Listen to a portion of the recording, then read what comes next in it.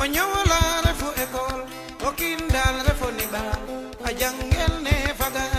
Onyola refu ekol, okindal refu niba, ajangel ne faga. Onyola refu ekol, okindal refu niba, ajangel ne faga. Onyola refu ekol, okindal refu niba, ajangel ne faga. Okin refe netelaya,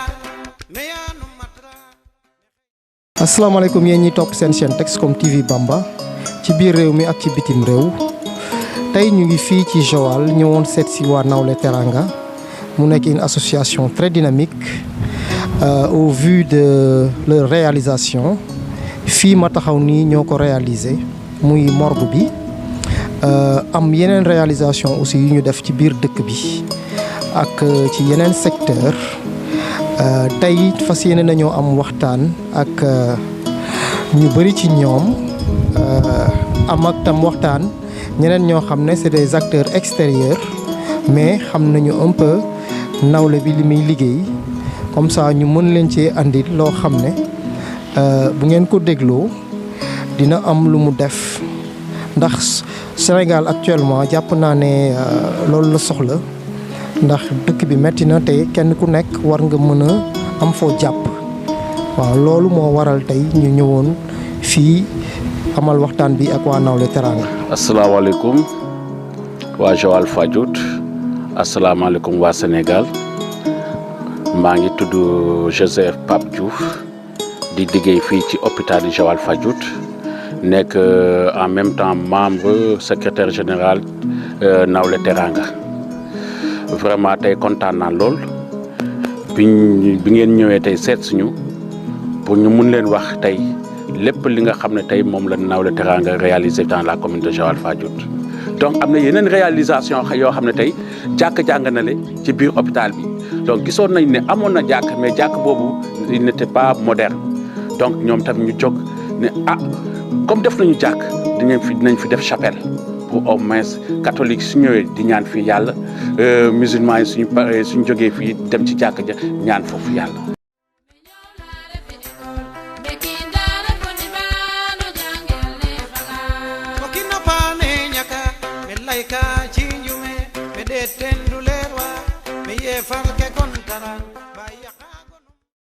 Bonjour, je m'appelle Madiop Toy, je suis professeur de mathématiques et de sciences physiques au CM Dominique Sarr de Joal Fadiouth. Alors pour l'instant c'est moi qui représente le principal empêché. Et l'association Nawlé Teranga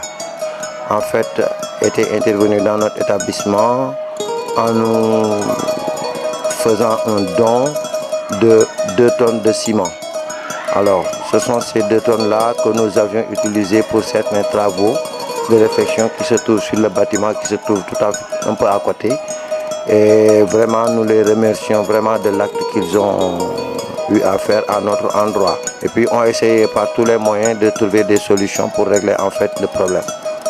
Finalement, bon, il y a quelques constructions que nous avions pu faire.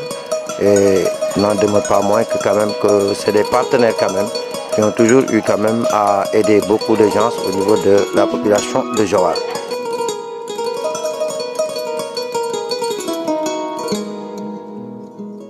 Bismillah rahman rahim. ñu sant yàlla julli ci yonent bi délégué wax na lépp li ñu waroon a wax délégué wax na ko kenn mu la weesu li délégué wax xanaa ñaan yàlla kay li mu wax ak liñ fi def yàlla ko yàlla saxal di ñaan it ndaw sa nga xam ne moo leen di jàppale Anne Marie Dione moom itam yàlla ko yàlla jàppale bu baax a baax mu jàppale ñu nag doore ñoo indi partenaire yoo ko jàppale dimbali ci mbir mi wax dëgg yàlla suñu xol sedd na lool sax ndax li délégué wax loolu la li mu lem lépp ne xale yi liggéey nañ ko fi liggéey nañ ko. man maa ngi tudd François Ndiana Faye di délégué quartier Ndoubab. Texcom TV ñoo di ma laaj loo xam ne wax dëgg lu yomb la ci man lu tax ma ne lu yomb la ci man dañuy def may gis ñuy ay xale yu yaru xale yu am ambition ñëw ci dëkk bi ñëwul pour di mbugoo gouvernement wala leneen mais dañu ñëw pour seen doole bopp dajale li ñuy am di ko participer ci dëkk bi ma gën cee kontaan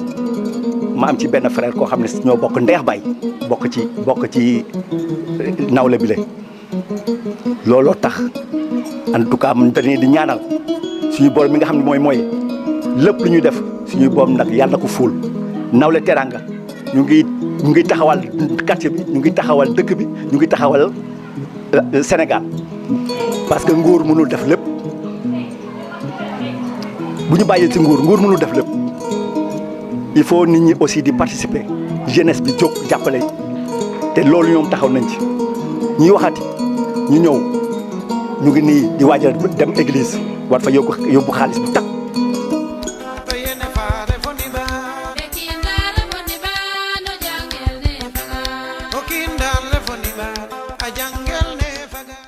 maa ngi gërëm di ndokkel di sant association Nawlé Teranga ci vraiment acte bu noble bii ñu def sànq d'une valeur de 1,5 million ñoom ba ñu déggee ni jàngu bi sumb na liggéey ngir jéem a yeesalaat bërëb bi bâtiment yi fi nga xam dañoo màgget am nañ plus de 100 ans ba ñu déggee lile lañ ma woo ne ma Labé dañu bëgg a bokk dañu bëgg a dugal suñu loxo ci mbir mi donc yàlla na jàmm yàgg ci Joal Fadiouth ci Sénégal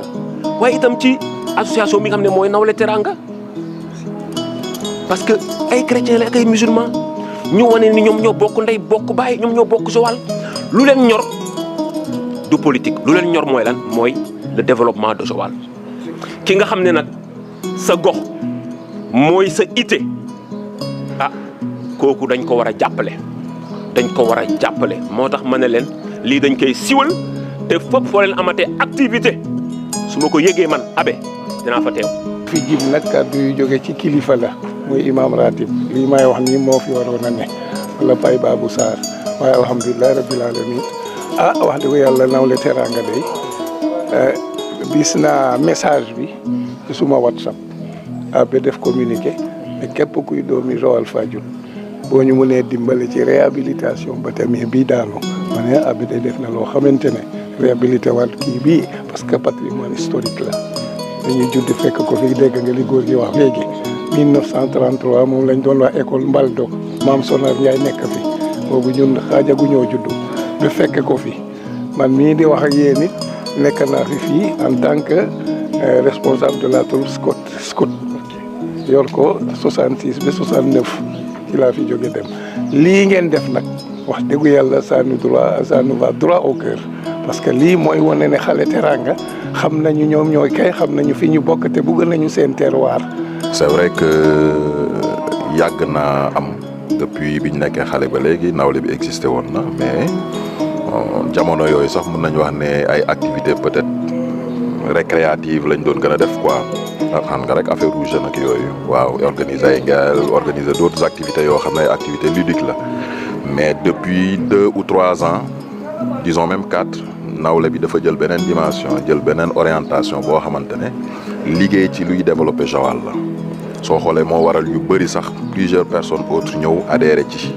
parce que xëñ na bëggoon nañu dugal seen loxo ci liy développer Joal mais amuñu woon cadre buñ ko defee Nawlé bi daf leen may tribune boobu daf leen may cadre boobu donc ñun ci lañ ci nekkee di yëngu muy man muy yow muy suñu yeneen moroom yi nga xam ne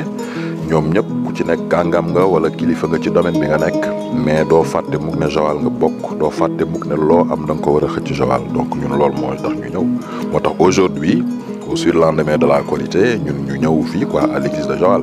église bi comme ni ko waxee ñun foo nañ fii tëb nañ miir fii dugg nañ fii lu ne def nañ ko fii voilà dugg nañ fii wut fi sapoti donc suñu église la waaw suñu ay maam suñu ay sœur suñu ay frère ñoo fiy fréquenté donc buñ fi waree def dara kenn waruñu fi jiitu loolu tax ñu dugg fi activité wu tey bii comme niñ ko waxee c'est une remise de dons remise de matériel laa ko mën a wax mais aussi remise d'une enveloppe boo xamante ne bi ñu yëgee ne église bi dafa am ay travaux yu muy def bon on s'est dit que ne en tant que nawle citoyen dañuy fexe nuñ ci dugalee suñ loxo parce que ci orientation boobu lañ nekk comme ni ma ko waxee léegi te Joal aussi ci loolu la ñuy xaar donc on s'est parlé gars yi sax commencé woon nañ def ay cotisation ku nekk li nga am nga indi ko ñii di indi 10 000 ñii 20 000 ñii 1000 francs ñii indi ciment ñii indi ku nekk li nga am ku amul aussi ne bon aw ma quoi ñu xam ne noonu la àdduna noonu la ñii dañu mën ñii mënuñu mais ñun aussi ñu fexe def suñu yeneen jéego comme que xam nañ ay personnes yoo xam ne ay personnes de valeur lañ xam nañu aussi ay structures yoo xam ne dañuy jàppale saa yi ñu sumbee dara ñu waxtaan ceeg ñoom ku ci mel ni fondation Anne Marie Dione bu dara amee bon buñ leen ko waxee ñoom dañ ci xëy na mun nañu accélérer à un niveau affaire yi gaaw quoi te c'est ce qu'on a fait bon on a décaissé une certaine somme d'argent muy chèque bu 1,5 million boo xam ne moom lañ ñu joxoon bon on a pensé que ne li gën a rafet mooy ñu jënd du matériel comme matériel lañ soxla tabax la ñuy def on a acheté des tonnes de ciment on en a acheté 5 on a acheté une charge de béton charge de suuf on a acheté du fer ñu jox leen ko on a boo pare boole ci une enveloppe de 500 000 loolu nag bon nekkul loo xam ne c'est un acte isolé parce que fondation boobu c'est pas la première fois ñu sumb dara ñu ñëw dugal seen loxo on a vu au centre de santé de Joal lañ fa def aussi bien ci esplanade ci morgue bi que ci chapelle beeg petite mosquée bi ñu fa def gis nañ yeneen travaux yu ñu def Joal yooyu yëpp fondation bi moo nekk derrière nous di ñu jàppale te c'est une fondation boo xamante ne benn jigéen bu am valeur moo ko jiite une dame que je connais moo ko jiite ci yooyu lay yëngu moo ñu dimbali woon aussi ci kits scolaires yi ñu fi indi woon et je profite de l'occasion pour leur dire que cette année aussi on va amener d'autres kits scolaires li ñu fi indi woon on va amener le double sinon même dañ ciy dolli leneen donc loolu c'est parce que ni ñuy doxalee ak ñoom moo leen rassurer ñoom moo tax ñu am sañ-sañu bu ñu joxoon tey 100 bu subaa dinañu joxaat 200 wala 300 donc doxalin bu set boobu ñu nekk ak ñoom il faut que ñu maintenir cap boobu parce que ñoom ay philanthrope lañ comme ni ñu koy waxee donc dañu yor seen alal bëgg a dimbali mais dañuy xool nit ñi ñu mën a teg seen alal pour mu àgg ci nit ñi public yi ñu soxla ñoom te nawle bi loolu la leen wan loxo bu set boobu la leen wan liggéey bu rafet boobu la leen wan moo tax ñuy yëkkati alal saa yu nawle teraanga ne leen am na programme bii bon ñoom ñu évaluer xool génnee seen alal def ci ñun aussi ñu def ko ci defit bu rafet rendre leen compte bu leer boo xam ne ñoom bu ñu xoolee dañ xam ne seen alal seen dërëm fii la dugg donc bu demee wala ëllëg bu ñu leen laajaatee dañuy sawar jox ñu le double wala le triple loolu tax ma ne leen kit yi li ñu joxe woon dinañ ñu jox le double sinon plus que le double te loolu am naa ci lu leer on connaît même la date mais nañu bàyyi noonu ba ci kanam quoi juste pour wan leen rek ne fondation boobu acte bii mu def nii tey jàppale ñu ci ñu def ko fi du lu isolé donc Nawlé Teranga daal li mu mën a wax waa Joal mooy que ne des lendemains meilleurs en matière sociale ci lañ jëm waaw nañu gën a jàppale Nawlé Teranga activités yi ñu fiy def comme ni ko Ismaïla waxee sànq activités yi ñu fiy def na ci nit ñi jàpp parce que nit ñi nañ xam ne liñ ciy dajale ci alal yëpp ci population Joal lañ koy dugalaat. Il faut leur dire merci il faut leur tirer notre chapeau moi je le dis solennellement je le dis même en français parce que xam naa ne celle dont je parle moom français la dégg. J'espère que dina dégg message bi je lui dis que ne tout Joal est content d'elle tout Joal est fier d'elle tout Joal est de tout cœur avec elle hein. Joal voit les gestes et actions qu'elle fait régulièrement à son endroit et Joal lui dit un grand merci quoi. rafetlu rek li Nawlé Teranga def parce que église bi xoolal dafa nekk ci digg dëkk bi. su amee ay bâtiments en ruine je crois que loolu rafetul di dëkk bu toll ni Joal waaw mais yàlla dogal mu nekk fi ba léegi yéen ngeen am xalaat liggéey bi am ngeen dugal ci seen loxo loolu Joal yëpp ngeen ko defal ñu ngi ciy sant di leen gërëm parce que nag Nawlé Teranga man xam naa leen sumay rakk rek ñoo si nekk te njëkkeewu leen ko fii waaw réalisation yu mel nii wala œuvre yu mel nii je crois que njëkkeewu leen ko fii waaw tey moo mujjee te xam naa ne sax seen mébét mooy ngeen di def toujours lu mel nii waaw je l'ai dit tout à l'heure dans la salle jour bi ma njëkkee dem si morgue bi parce que daf ma xaw a bett tuuti nag parce que yëguma woon ne yéen a ngi liggéey foofu mais keroog bi mu paree mu am benn dëj bu am foofu ma dem ma yegg si gis li ngeen defar foofu œuvre bi ngeen réalisé foofu waaw dama kontaan quand j'ai su que yéen a ko def dama kontaan trop si Nawlé Teranga. Merci monsieur Seck maa ngi lay fay ci sa nuyoo di la remercier bu baax a baax ci lii nga ñu permettre ñu mën a ubbeeku wax suñuy sentiment Nawlé Teranga dafa posé ñu maanaam ñaari actes yu am solo benn bi d'abord c'est un acte hautement religieux parce que parmi vous il y a certainement sûrement qu'il faut dire des musulmans mais aussi il y a des chrétiens actes yi ngeen di posé di doxal yoon wi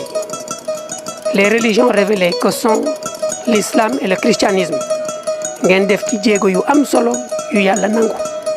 loolu acte la bu am solo te que le créateur yàlla mi sàkk doomu aadama yàlla na leen ko fay au centuple. Alors beneen acte bi deuxième acte bi mooy un acte hautement social et humain parce que lépp lu yàlla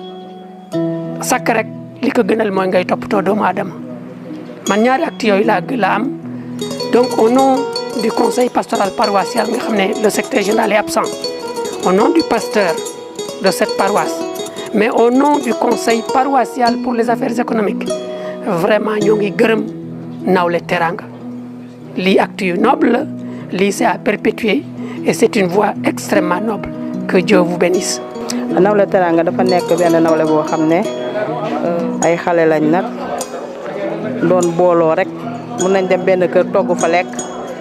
mais yooyu yëpp dañ ko dépassé léegi fu ñu nekk nii dañoo jóg pour social jàppalante sunu biir jàppale askanu Joala.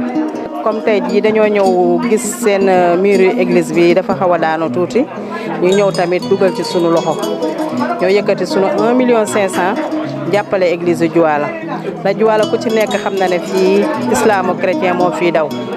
ñun ku ñu mel ni ñun ñii sunuy parents ay catholique lañu kon nag war nañoo gis église bi am problème ñu dugal ci sunuy loxo ndax famille dialogue islamo-chrétien daal moo nekk Joal wax dëgg yàlla.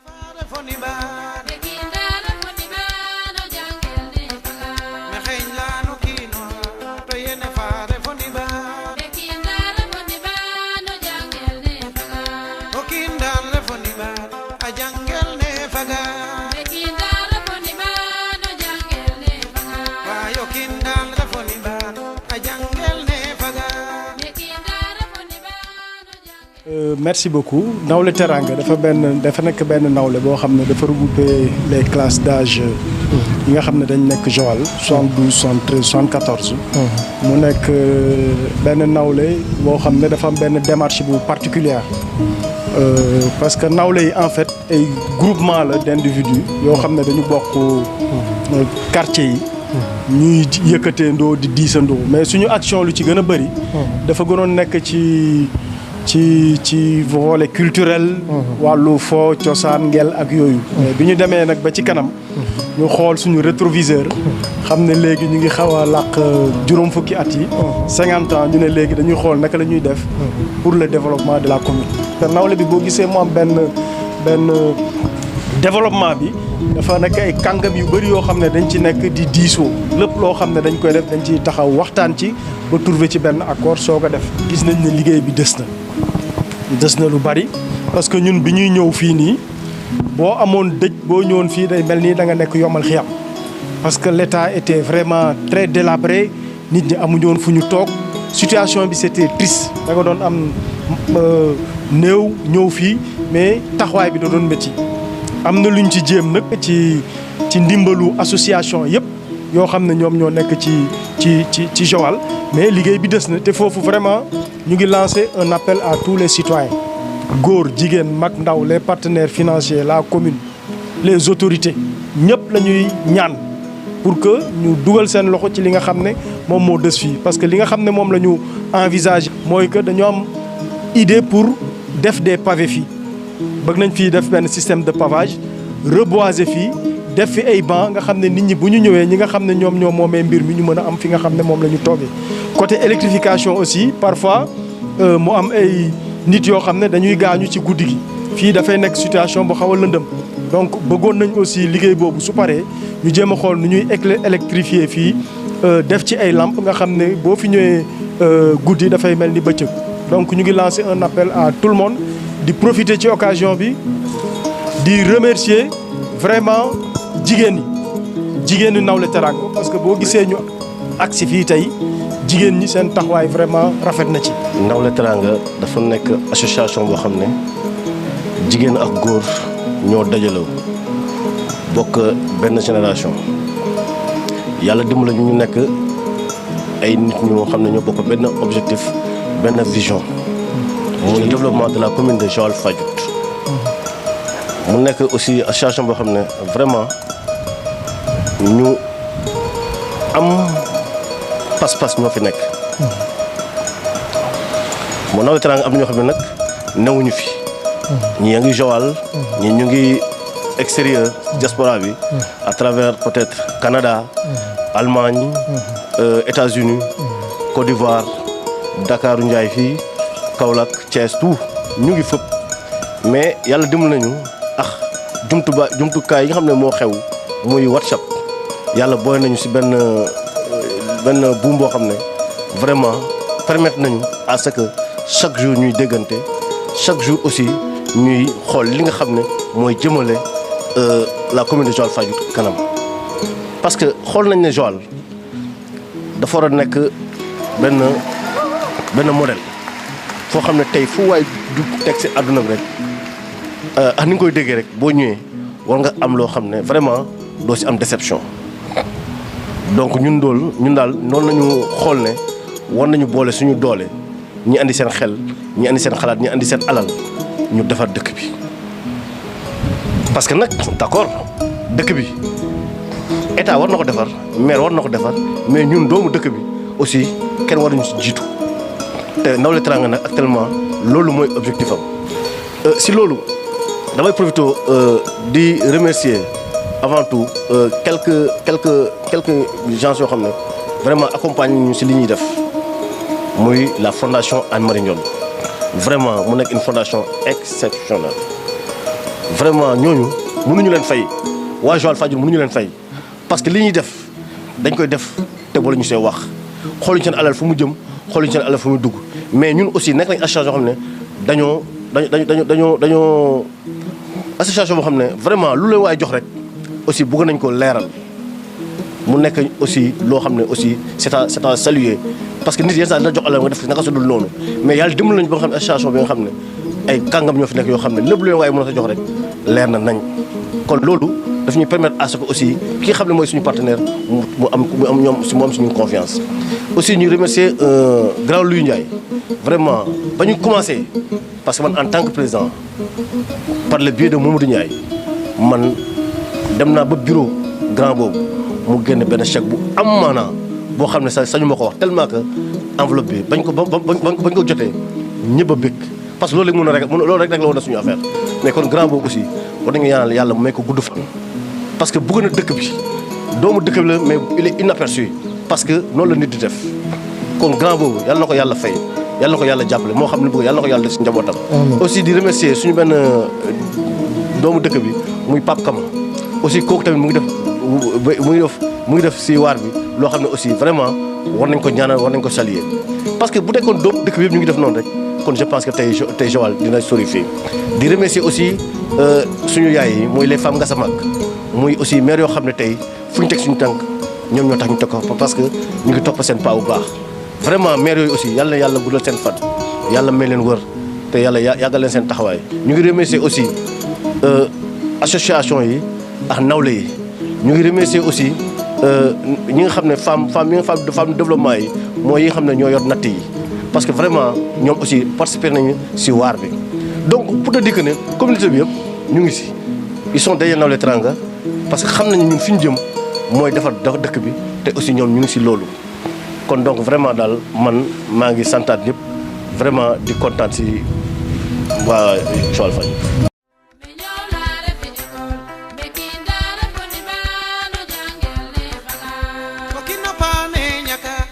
ay ka ci njume me de tendu leerwa